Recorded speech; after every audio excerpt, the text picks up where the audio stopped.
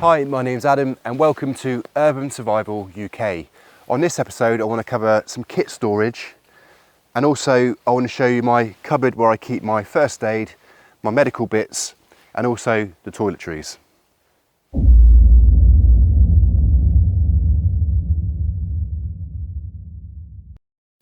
Okay, here we've got, it's a storage cupboard where we have the first aid, the medical bits and the toiletries. Above is a range of fire extinguishers. Every household should have fire extinguishers, big or small. It depends on how big your property is or the room is you're staying in or the building you're staying in. Obviously in the kitchen, around the fireplace, if you've got open fires or log burners, and even in the garage, and get a small one for your car. It's a no-brainer that you must have these things in place before you do anything else. Go out and get fire extinguishers, carbon monoxide detector and smoke alarm, maybe a couple depending on how big your property is, and first aid kit. So yeah, just go out and get those before you do anything, especially when things could be changing. If something happens, you could be using gas hobs inside the house. You know, that can kick out all sorts of fumes and dangerous fumes. And if it is dangerous, these things will pick them up and warn you. Otherwise, you know what can happen. They call it the silent killer. It could kill you. There's no point prepping if you get taken out by carbon monoxide or in a house fire. So yeah, no brainer. Right, next we're going to go into the cupboard and basically show you what we've got in here. There's a range of things and go from there. Okay, here obviously we have a storage cupboard with medication and toiletries. Starting from left to right, mild pain relief, paracetamol, aspirin, ibuprofen, cold and flu, bits and bobs like that. It's nice to get a variety of types, so you just have to think about what you might need or what you prefer. Liquid pain relief, so Calpol, right down to kind of children's Calpol, so and cough medicine, things like that. Even a bit of sun cream in there. It all helps to keep things like that. Multivitamins, these you just pop them in some water. They get little tablets in there. They're great. Have them on a daily basis, or if you feel you need them. At the back is a variety of multivitamins, and back here we have some energy drinks, powder form. Great if you're feeling a bit tired and need a bit of a boost. On the right, allergy tablets, indigestion tablets, self-explanatory. Lozenges, toffee, sometimes you've got a sore throat, things like that. These are great if you get man flu. These are really good because obviously man flu is a lot worse than normal flu. Joking. To the right you've got water Puritabs. I always keep a few of these in the cupboard. Basically you get 50 in a pack and one tablet will do 1 litre. Great to have just in case. Especially if you're making kind of powdered drinks and things and you haven't got any clean water, you can get some water from anywhere really and just sterilise it with these and use it. Moving down. Here we've got some kind of lotions and potions, mozzie spray, talcum powder, variation of rubs and things, muscle rub, bits like that, hand cream, barrier cream.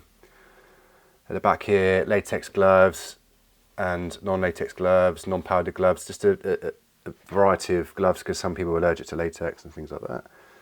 EpiPens, really, really important bit of kit. Make sure you know how to use them. The instructions on there are really clear how to use them, but it's worth doing a bit of research. Obviously, if you have someone in the family who does suffer with anaphylactic shock or things where you might have peanuts or suffer from bee stings or different allergies, you'll know how to use these anyway. But if you can get hold of these, keep some in stock because they are handy, and also put one in your first aid kit because you can grab it and go. On the right is my little dynamo machine. I use this on lots of things, not just in the medical cupboard. It basically prints off labels. You can buy labels, they're not that expensive, or you can buy the manual ones where you just kind of turn the wheel and fire them out and get numbers and letters. They're great. But yeah, worth getting because as you can see on here how I've labelled things. And the reason I label them is not so, you can obviously you can see what's in there, but I know where everything is, but if somebody else needs to use the cupboard to get something, they're not going to have a clue where things are, so you can clearly see what's what. So yeah, no brainer. Plasters, this is crucial as well, it's basic first aid. A lot of people have done first aid courses, great, but sometimes you forget.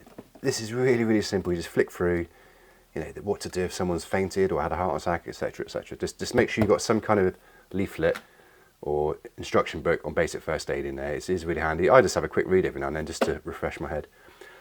What you've got back here, field dressings, yeah, antiseptic dressing pack, and there's more in there.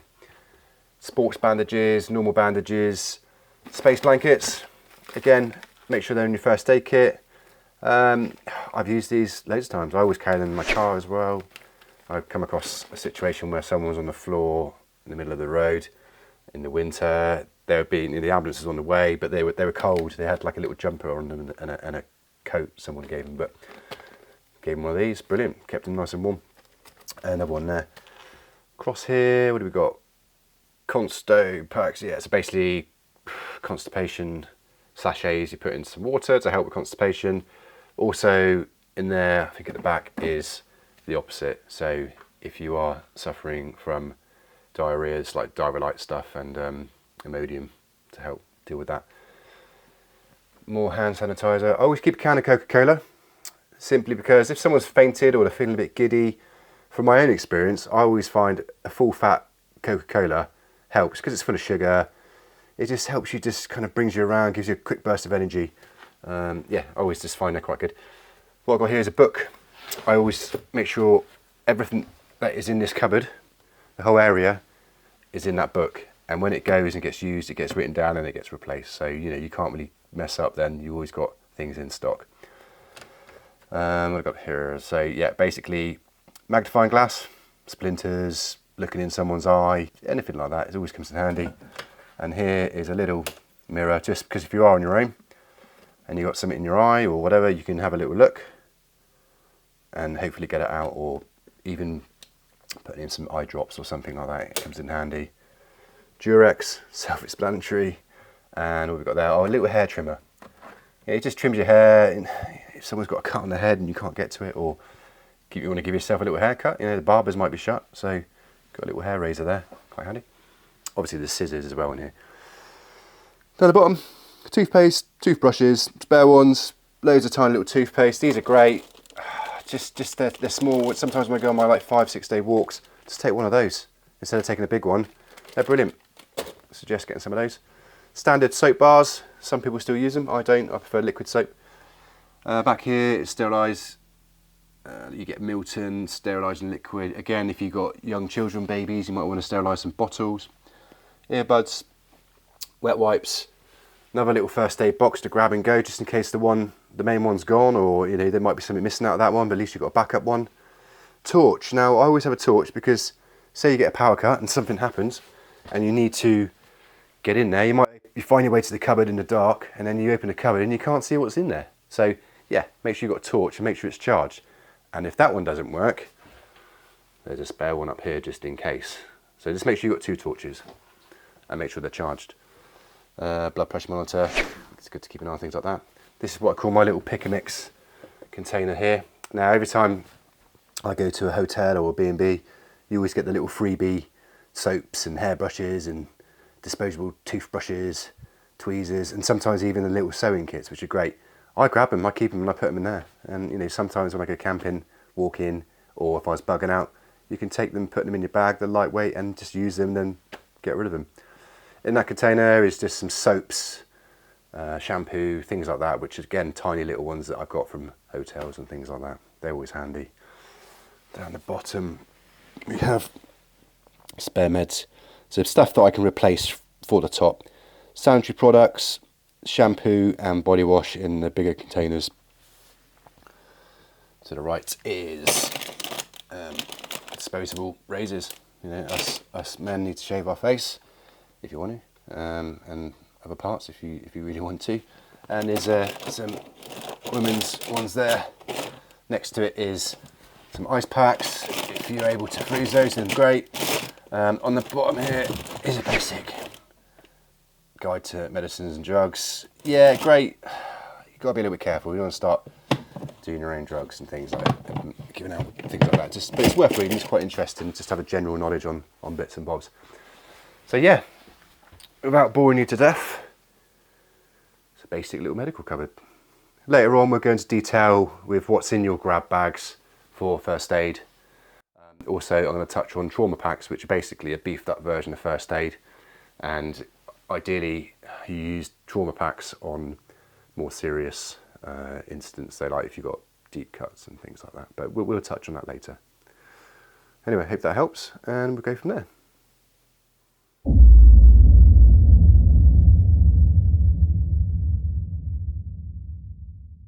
So what I've got down here is basically a range of outdoor clothing, warm jackets, right through to different vests for various things, to my buoyancy aids for canoeing, boating, etc., to bags, small rucksacks, different size rucksacks, and then down the bottom I've got different sleeper bags and a range of different size tents for different things. I always have my favourite for my own personal, like one-man tents for walking, and you know, two-man tents if I take someone with me, or you know, if you've got kids you might want to get bigger tents, 4-man, 6-man tents. It depends. Again, we're all different, so your needs will be different. But I like to have my kit pretty much ready to go if need be. I have a bug out bag around here, which I'll show you in a bit. Going a bit, a lot of people will be like, what? But I've got the old gas masks here, GSR ones and the old S10. Got those years ago because I was like, oh, I've got to get a gas mask. Everyone has to have a gas mask to be a prepper. You don't, but what you do probably want to have in place, which I've got in some boxes, is the old respirators or masks. Get the F3 masks, they're more better for things like pandemics and things like that. But again, a PPE box basically with all your bits and bobs, from sanitizer to masks to COVID-19 tests to all sorts. So most people have got those anyway now, but it's worth having some spares. Up on the top, which you can't quite see there, I've got some paraffin for my storm lanterns. Again, if there's a problem with power and things like that. And then various boxes down the bottom with firelighters, different cooking utensils, different cooking techniques, different apparatus and things like that. Hammocks, for like a hammock sometimes we go camping. And some more bits up here, which is kind of like hand warmers and bits and bobs. So there's a wide range of things I got here. Again, I've tailored these over the years to my likings, what I actually want and what I use. I had a big clear out not so long ago because there's this stuff there sat there which I'm never going to use. You know, it's either dated or it just takes up space. So they had a clear out. So mainly the things I got here is what I realistically think we'll use. Again, what I'll do is when I actually use these things out and about, I'll go through them in more detail, i.e. like what type of bag I use and why I use it and what I like about it basically. Again, with the certain tents, my favourite tents, why I use them, and what I think the pros and cons are about different types of tents. And hammocks. Hammocks, you know, I can never make my mind up whether I like a tent more than a hammock or vice versa. I think it depends what time of year it is and where you're going, obviously.